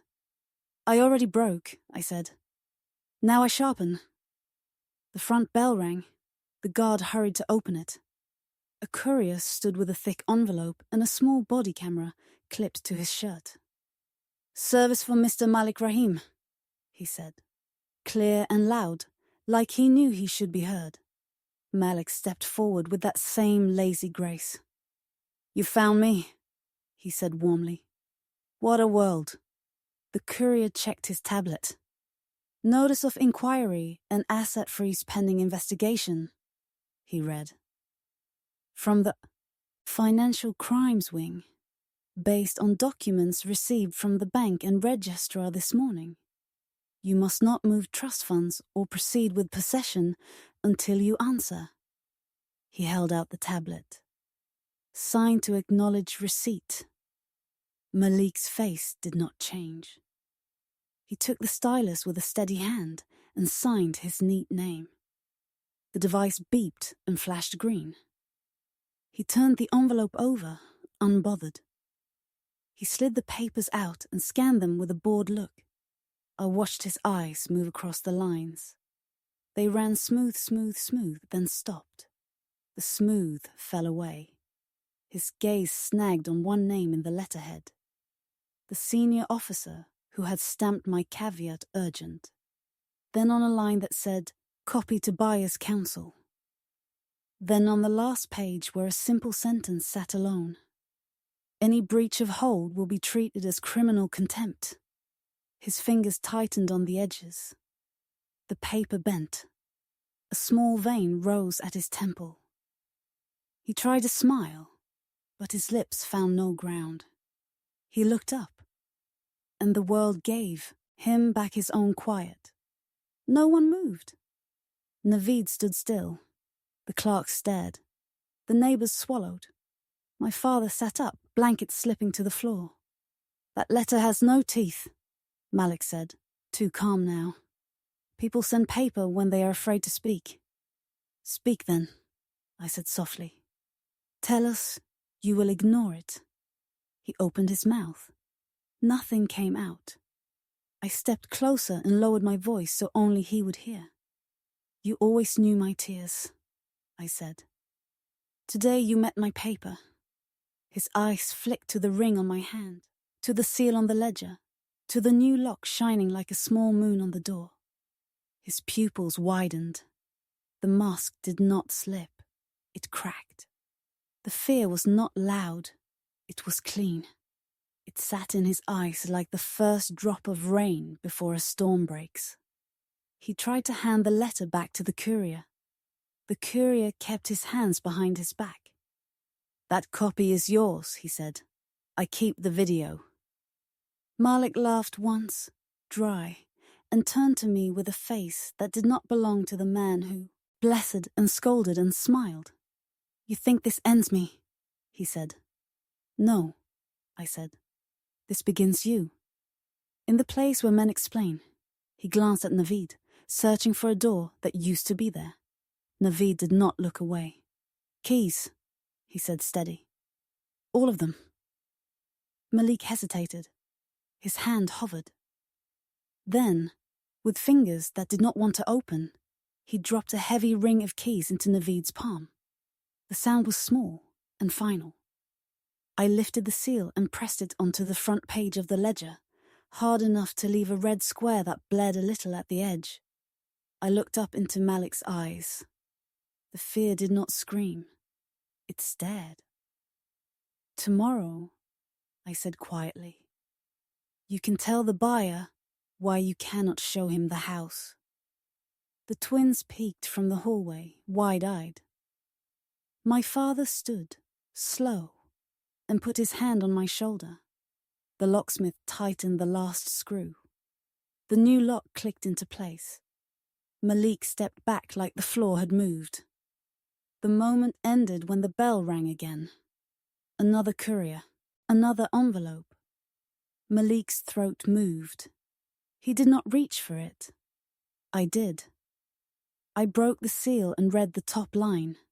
Then I looked at him and spoke so the whole room could hear. From your cousin's company, I said. They withdrew. The morning tried to look normal. My father washed the cups. The neighbor's radio played soft music, and Light sat quiet on the dining table. But something felt off, like a chair pulled back just an inch too far. My phone buzzed with a calendar invite. Emergency trust meeting, 2 p.m., Malik's office. My stomach tightened. He was moving again. A voice note followed, forwarded by a cousin who felt guilty. Malik's smooth tone filled my kitchen. Sign the statement I sent, he told the neighbors. Say the girl is confused. We need peace for the family, fake kindness wrapped around every word like tape. I sent the clip to Naveed. He called at once. Don't go to his office, he said. We hold the meeting here. Interim trustee sets venue. I'll issue the notice. Have 2 elders ready. Put the audit seal on the table. Read from the rules. I'm shaking, I admitted. Shake and read, he said. He wins when you don't read. By noon we had chairs set in the living room. My mother's portrait, watched from the wall. I placed the caveat copy, the bank hold letter, the ledger with the red stamp, and my recorder in a neat row.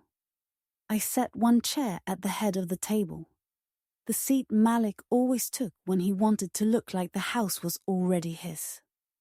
I sat there first. The wood felt heavy, like it remembered him. I pressed my palms to it and told my hands to be still. People came in waves. 2 elders from my mother's side, the twins peeking from the hallway, until my father sent them back with plates of cut mango. Naveed in a plain shirt, sleeves rolled, eyes steady. He set the audit seal in front of me like a small shield. The bank manager arrived with a thin folder and a tight mouth. And then Malik walked in, soft steps, soft smile, a lawyer at his shoulder, 2 neighbors behind him, hungry to be near a story. Niece, Malik said warmly, stopping when he saw me in his chair. His eyes took in the room, the audit seal, the recorder light, the elders signing the attendance sheet.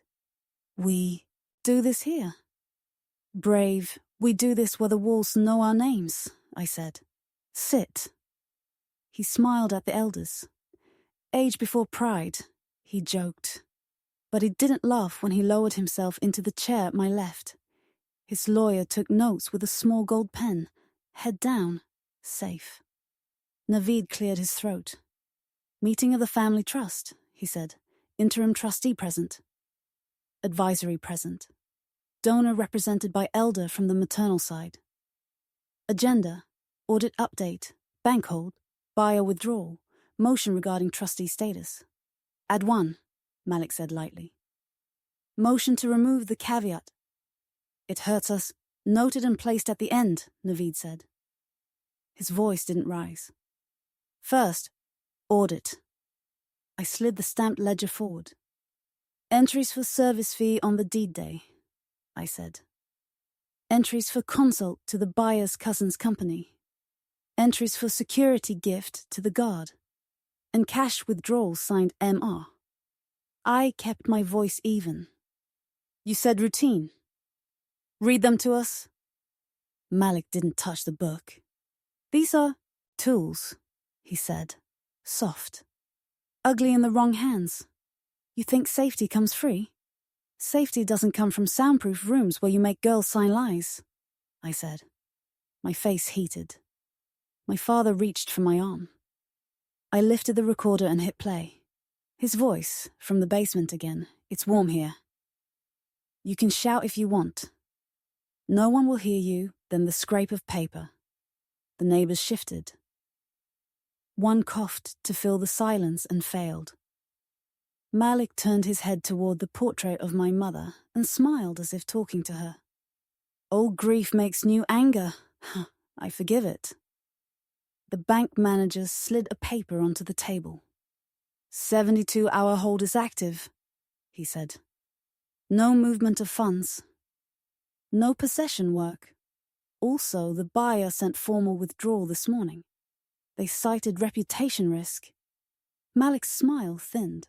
They will return, he said. Money doesn't blush. Then we have time, I said, gripping my chair until the wood pressed lines into my palm. Motion 2. Remove Malik as trustee, permanently, for harm to the trust's name and assets. Replace with an acting board until court appoints. Interim trustee to continue. The elder on Malik's side raised both hands. Child, listen, he said, gentle and hard at once. You will destroy us in the papers. Sit with your grief. Let the men fix the roof. I looked at him. He took my mother's ring to the bank without consent, I said. I held up my hand. The ring shone small and stubborn. I got it back. He brought a buyer to our door. I stopped it. He signed my father onto a paper he didn't understand. I recorded it. If I am a storm, it is because your roof leaks. The elder's face crumpled in a way that wasn't defeat, more like a tired door opening. He nodded once. Vote, he said. Malik leaned in, close enough that his cologne brushed my throat. Break me then, he whispered. But after you break me, the men who keep me alive will come for you. Let them, I said. I have their ledgers too. We voted. One elder for removal. One elder for delay. The donor's proxy, my mother's brother, cleared his throat. She carries the house like her mother did, he said. Remove him. He signed. Hands shook. Ink stuck. It was done. Malik didn't flinch. He tipped his head at Naveed. You wear my suit now, he said softly. You will still open when I knock? Naveed met his eyes. I changed the number, he said again. Not loud, not showy, just true. He signed the resolution and stamped it.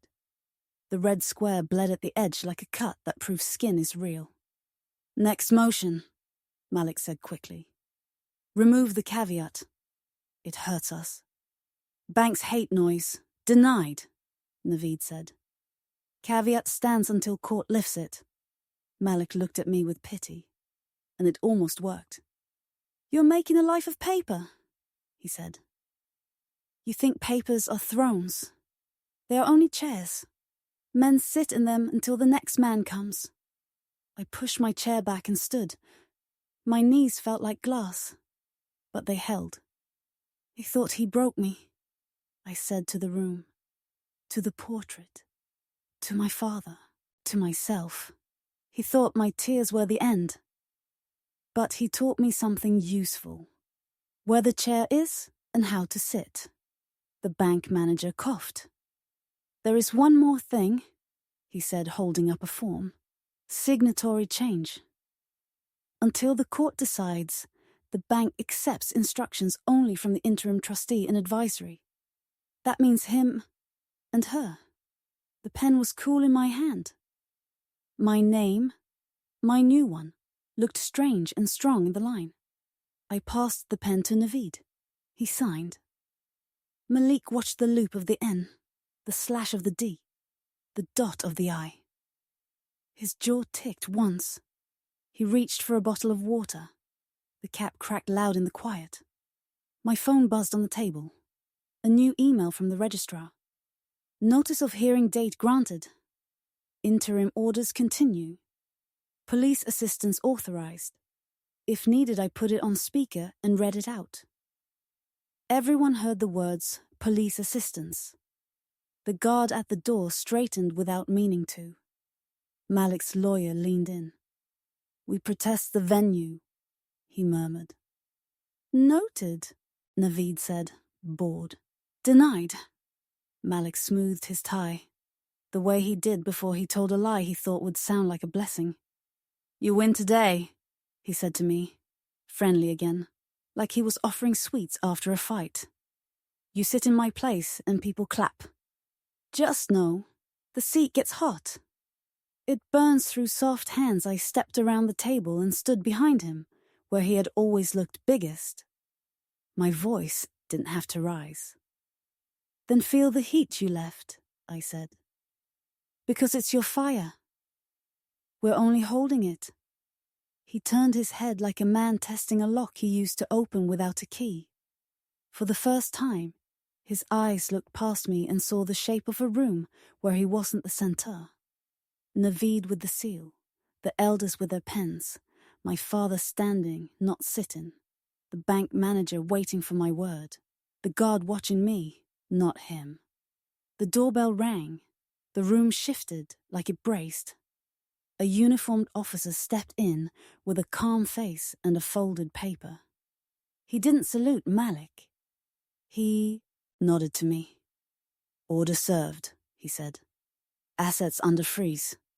Trustee removed pending hearing. Interim trustee in charge. Advisory authorized. He looked at Malik. Sir, you're not to act for the trust until the court says so. Malik's mask stayed, because that's what masks do. They hold. But his eyes told the truth. It wasn't loud. It was a small, clean flash like a match catching. Fear. He hid it fast. He smiled. You will learn, he said quietly. People love you when you win. They love me when they need. I picked up the ledger and the seal and moved back to the head of the table. I sat. The chair didn't feel heavy anymore. It felt right. I looked him in the eye and gave him the one thing he had never given me. Goodbye, I said. He opened his mouth, then closed it. The officer held the door. Malik stood slow, like a king who'd learned the floor could move under him. He walked out without looking back. When the door clicked, the room breathed. My father let out a sound, not quite a sob, not quite a laugh. Naveed leaned on the table and closed his eyes for a second. The bank manager handed me a set of papers with both hands, like a gift. I touched the ring on my finger, the seal on the ledger, the stamp on the resolution. I felt the wood under my palms, warm from my skin. My voice came out steady, simple, sure. Meeting adjourned, I said. This is our house. Morning tried to be soft. My father poured tea. The twins argued over the last mango slice. And a neighbor waved from the gate like everything was normal. But the air felt stiff, like a shirt that dried wrong. My badge sat on the table beside the audit seal, the ledger with the red stamp, and the police order. I touched each one the way a diver checks straps before the jump. Today I had to walk into his place and come out with more than paper. I had to come out with the cherry satin and the weight he wore. Naveed texted, Office at 10. Staff are nervous. Bring originals. Don't raise your voice first. I put on a plain blazer, tied my hair, and slid my mother's ring onto my finger. My father watched me from the doorway, hands twisting his prayer beads. Be careful, he said. I nodded and hugged him hard. I'll be back with our house. Not just the keys, I said. Malik's office was cold and bright, with glass walls and a fake plant that looked better than real ones. The receptionist glanced at my badge and straightened. Can I help you? She asked. Already bracing for trouble. I set the police order down, then the trustee resolution, then the bank hold letter in a neat stack she could not pretend to not see. Meeting, I said. All staff in the main room. Interim trustee present. Recording begins now. She hit the intercom with a shaky finger. People came out of cubicles, junior accountants, a guard with sleepy eyes, a cleaner clutching a mop like a shield. Naveed stood beside me with the audit seal, calm and set. We are not here to frighten you, he said to the room. We are here to clean the books. If you helped move money, you can make it right today. Make it right how? The accountant asked, jaw tight. Return passwords, return stamps, return any cash that isn't in a drawer it should be in, I said, simple and even. No police for those who step forward before the count. A door opened at the end of the hall. Malik walked in like he owned the floor we stood on. Clean suit, warm smile, a lawyer at his shoulder with a gold pen and a small smirk. Malik clapped once, soft. Family visit, he said. We love it when nieces come to see us at work. Work? I asked. You mean the part where you change locks and papers without consent? He smiled wider, as if my anger gave him more light. Niece, if you keep shouting in offices, men will stop listening. I say this with love. I'm not shouting, I said. I'm reading. I handed the staff copies of the freeze order and the removal notice. No one executes transfers. No one deletes files. Anyone who touches a ledger walks out with me. Malek looked past me to the staff. He held his hands open like a blessing. You know me, he said gently. I paid your Eid bonuses. I fixed your broken scooter. Don't be afraid of paper. Paper makes noise. We make food. A junior clerk in a blue scarf took a breath and stepped forward. She placed a small USB drive on the table without looking at anyone. He told me to keep backups, she said to her shoes. I did it right. Malik's smile did not move. Only his eyes did. A very small shift, like a bird deciding if the window is open. Dear, he said kindly, you must be careful with private items. Private theft, I said. Thank you, I told the clerk. Sit with Naveed. Note your statement. You're safe. The guard set a ring of keys beside the USB. The cleaner pointed at the ceiling vent in Malik's office. He hides envelopes there, she said, voice thin, as if the air might punish her for telling. Malik laughed softly. Everyone loves a story, he said. Look, the vent is dusty. My niece is building a cinema. Naveed climbed on a chair, unscrewed the grill, and reached in. He pulled out a flat packet wrapped in plastic. Inside were stamped receipts, a list of cash gifts, and a small red stamp with the trust crest. Malik watched the stamp come out like a man watches his breath fog in winter, surprised, annoyed, then still. The crown, I said, holding the stamp in my palm. It was heavier than it looked. You wore this like it made you king. The stamp is a tool, Malik said, patient again. A nail doesn't make a house. Then thank you for the nails, I said. I passed the stamp to Naveed.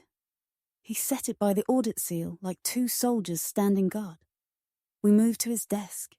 The lawyer blocked the drawers with his hip and smiled. Confidential, he said. Client property. The client is the trust, I said.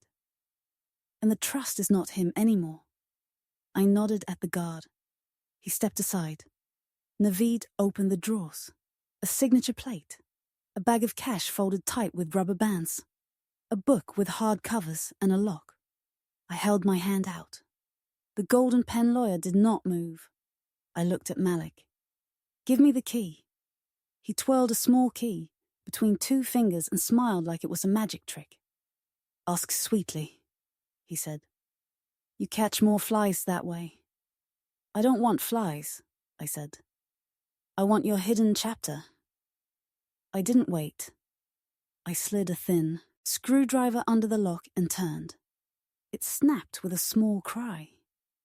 Inside lay the director's notes. Handwritten names, kickback percentages, dates next to family events like anchors. He had written his dirt next to birthdays and funerals so he would never forget. The room went quieter than quiet. Even the AC hum felt scared. Malik finally spoke, voice soft like he was in a mosque. You think breaking a lock makes you clean, he said. It makes you loud. Good, I said. Hear me. I lifted the notes and faced the staff. Anyone whose initials are here can choose a line today. Confession and correction, or silence in court, I said. I will not say your names out loud if you step forward. Decide now. The accountant wiped his forehead. I move 40, he said, voice rough. He said it was for security. He pushed a deposit slip toward us. I kept the copy. Sit, I said, sign your statement. Return the safety of your own name. We took phones. We took passcodes. IT reset access and forwarded Malik's emails to a new inbox we controlled. Naveed filmed everything. The neighbors tried to leave. The officer at the door looked at me, not Malik. I nodded. They can go, I said. They only came for the show. Malik leaned against the glass and watched the city like it might save him. You will break on this floor, he said softly, almost tender. Power is not paper. Power is the man who calls the lift for you, who whispers in the ear of the one who signs. You don't know those men. I do. I met them yesterday, I said. Some of them sent me letters this morning. I held up my phone. Buyer withdrew. Bank froze. Registrar set a hearing. Your cousin's company blocked you from their books to save themselves. That whisper you love? It changed direction. He turned to me, and for the first time his face looked like a man's face, not a mask. Why are you doing this? He asked. Not mocking. Real. Because you made my father small and my mother's ring a number, I said. Because you told me to scream when no one could hear. Because I am done being the quiet part of the house. He stepped closer, searching my face for the old girl he used to manage. Take the cash, he said low. Let me keep the chair. I laughed once. It hurt my chest. No, I said. I'm taking the chair and I'm leaving you the cash. You can count it at night when sleep won't come. We called a staff meeting on the floor. I stood at his desk. The trust seal and stamp sat by my hand. Naveed read the new order. All instructions to be signed by interim trustee and advisory. He finished and looked at me. Speak, he said. I looked at every face. If you stay, you work clean, I said. If you go now with your head up. No more envelopes in vents. No more service fees to ghosts. We will fix roofs with money that doesn't bleed. The receptionist cried, then laughed at herself, then clapped once, shaky and brave. Others followed, not loud. Enough. Malik's lawyer collected his pen and closed his notebook. We'll see you in court, he said, soft and sour. I nodded. Bring real paper, I said, not tricks. We walked Malik to the door because symbols matter. He tried to hand the guard a tip out of habit. The guard kept his hands behind his back. Malik's mouth twitched. He looked at Naveed, then at me, then back at the desk he had ruled from. Empty. He patted his pockets, like a man who can't find his phone, his wallet, his name. I took his desk nameplate, the one engraved in steel, Malik Rahim, and turned it over. The back was plain and smooth. I set it in his hands. It felt like handing him a mirror with no reflection. He weighed it like a stone. "You think this is the crown," he said, trying for lightness and missing. "It's just metal." "You wore it like a crown," I said. "I'm leaving with what you thought it meant." I lifted the trust seal and slipped it into a small case. I picked up the stamp and the director's notes, then the USB, then the keys. The weight pulled at my arms. It felt right. He stood there in the doorway, office behind him, hallway in front, hands full of a plate that no longer opened doors. He looked smaller, not because the room had grown, but because it had stopped leaning towards him. He forced a smile that didn't climb to his eyes. "Enjoy the heat," he said. "One last try at blessing." "I will," I said. "It keeps the house warm." We stepped past him. The officer held the door. Staff moved around us with new eyes. Naveed walked on my left with the seal. I walked on his right with the stamp. The city noise met us like air. I didn't look back. At the elevator, my phone buzzed. A message from the women's legal group. "Grant approved for roof repairs. Release on your countersign." I smiled and signed with my new name, clean and sure. When the doors opened, Malik was still in the hallway, holding his plate of metal like a man holding the last thing he understands. I met his eyes and gave him the truth he always hid from me. "I'm not carrying your cash," I said. "I'm carrying your crown." The doors closed on his face. He looked empty. I felt heavy and strong.